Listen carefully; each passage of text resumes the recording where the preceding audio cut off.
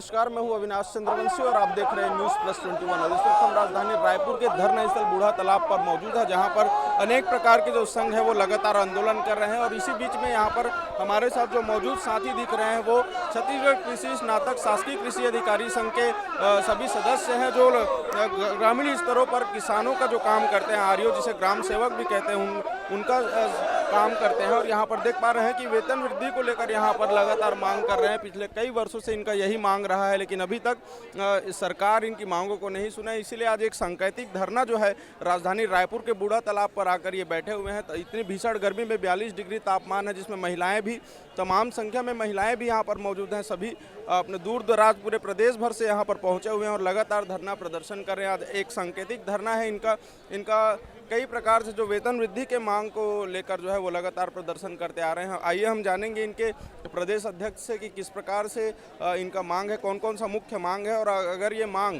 पूरा नहीं होता है तो आगे क्या कार्य, इनका जो कार्य प्रणाली जो है किस प्रकार से प्रभावित होगा और रणनीति क्या रहेगी। कब से ये मांग कर रहे हैं और ये क्या कांग्रेस सरकार के बनने के बाद ये मांग शुरू है या पहले से कोई? ये 14 वर्ष पुरानी मांग है, जिसपे हमें भरोसा था कि जब कांग्रेस की शासन आएगी, क्योंकि उसके घोषणा पत्र में सरकार ने स्थान दिया हुआ था, तो इतना विश्वास था कि सरकार आते ही कुछ संज्ञान लेगी, कुछ न कुछ सुगबुगाहट होगी करके। लेकिन वर्तमान में ऐसा कुछ लग नहीं रहा है कि सरकार ने अपने कर्मचारियों को जैसा, मतलब जिस समय हमने कभी उन सब मांगों को रखा था उस समय खुले दिल से जैसे समर्थन किए थे, वैसा संज्ञान नहीं लिया जा रहा है। तो ये आज का जो एक दिवसीय हमारा जो धरना प्रदर्शन है, ये सिर्फ ध्यानाकर्षण के लिए है कि बघेल जी जाग जाइए, तो रऊ भतीजा मन पर घलोक एक कनिक न्याय के आप मन के से आशा करत है इसी कर। तो ये सांकेतिक जो धरना है, अगर मान लो जाए कि प्रदेश भर से लोग आए हुए हैं यहाँ पर, अगर ये इस धरने के बाद भी अगर कुछ नहीं होता है तो क्या रणनीति है आपकी? आगे क्रमिक जो धरना प्रदर्शन है वो तो जारी रहेगा, और जो हमारा संघ है वो हमेशा हड़ताल के विरोध में रहा हुआ है। लेकिन अगर परिस्थितियां निर्मित होती है, वो स्वयं शासन या प्रशासन द्वारा निर्मित होगी, हमारे संघ की तरफ से निर्मित नहीं होगी।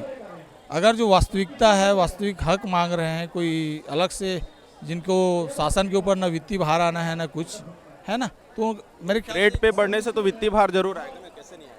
हमको आज समयमान वेतनमान मिल चुका है, तो जो ग्रेड पे की हम मांग कर रहे हैं उसमें हम ऑलरेडी पहुंचे हुए हैं, है ना। तो मेरे को नहीं लगता है इससे सरकार को कहीं से वित्तीय भार आनी। कितनी संख्या है आप लोगों की छत्तीसगढ़ में? छत्तीसगढ़ में लगभग हम लोगों की संख्या है 3000 जी। और मेरे ख्याल से लगभग आज की जो जनसंख्या को देख के ऐसा लग रहा है कि 100% पूरी संख्या आई हुई है।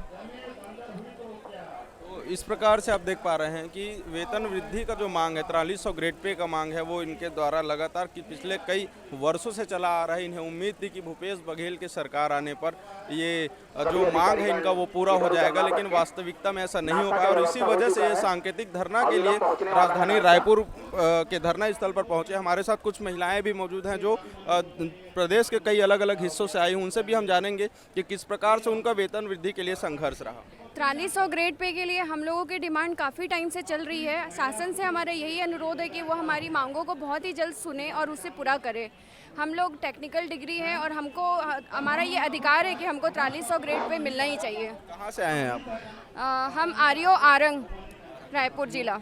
देख पा रहे हैं कि प्रदेश भर के कई अलग अलग इलाकों से जो महिलाएं भी इसमें शामिल हुई हैं एक सांकेतिक धरना में, और शांतिपूर्वक तरीके से धरना करने। लेकिन बात यह है कि भूपेश बघेल के खिलाफ अगर देखा जाए तो इस वर्ष में सबसे ज़्यादा जो धरना प्रदर्शन हुआ है उनके लिए हुआ, क्योंकि घोषणा पत्र के हिसाब से कई सारे मांग जो अभी भी पूरे नहीं हुए हैं। लेकिन लगातार जो है तमाम जो लोग हैं धरना प्रदर्शन कर रहे हैं। आप देख पा रहे हैं कि और भी कई अलग अलग लोग, जो समुदाय के जो लोग हैं, जो अलग अलग कर्मचारी संघ है, वो भी यहाँ पर धरना पर बैठे हुए हैं। नियमित कर्मचारी जो हैं वो भी धरना पर बैठे हुए हैं।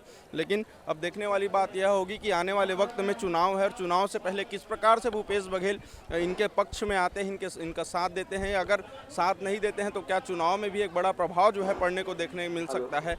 और धरना का जो स्वरूप है वो आगे किस प्रकार से होगा, ये भी देखने को मिलेगा कि कहाँ से ये शुरुआत हुआ है, एक सांकेतिक धरने से किस अंत तक जाएगा, इसका भी कुछ कहा नहीं जा सकता।